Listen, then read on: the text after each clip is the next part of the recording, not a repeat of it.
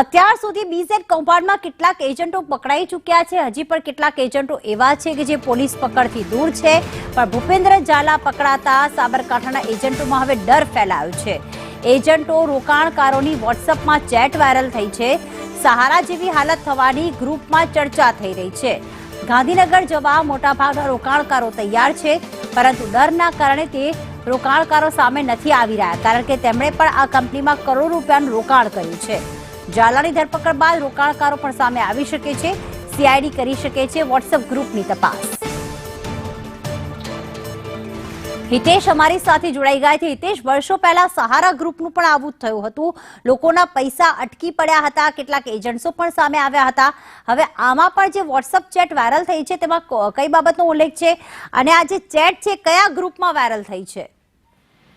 જી પ્રીતિ, આ બીઝેડ કૌભાંડ મામલે હવે સોશિયલ મીડિયામાં પણ જે રોકાણકારો એક થવાનો મેસેજ સામે આવ્યો છે, જેમાં એજન્ટો અને રોકાણકારોનું વોટ્સએપ ગ્રુપમાં જય સામરિયા નામનું ગ્રુપ આવ્યું છે સામે, જેમાં ગત રોજ સીઆઈડીએ ભૂપેન્દ્રસિંહને પકડાતા હવે એજન્ટો ભયભીત બન્યા છે, જેનો એજન્ટ અને ઇન્વેસ્ટરોના ગ્રુપમાં પોસ્ટ વાયરલ થકી એજન્ટો અને ઇન્વેસ્ટર કરી રહ્યા છે વિવિધ રજૂઆત મામલે, સમગ્ર મામલે સહારા જેવી હાલત થવાની ભય દર્શાવી રહ્યા છે, અને બધાને એકરૂપ થવાની વોટ્સઅપમાં ચેટિંગ માધ્યમે રજૂઆત કરાઈ છે। જોકે ગ્રુપમાં ગાંધીનગર જવા માટે પણ મોટાભાગના ઇન્વેસ્ટરો તૈયાર થઈ રહ્યા છે, અને મિટિંગ યોજે, હિંમતનગર મિટિંગ યોજીને આગળની રણનીતિ તૈયાર કરવાની વોટ્સઅપ ચેટિંગમાં મેસેજ વાયરલ થયો છે, જે સામાજિક અને સમાજની બીકને કારણે ઘણા ઇન્વેસ્ટરો સામે નથી આવી રહ્યા।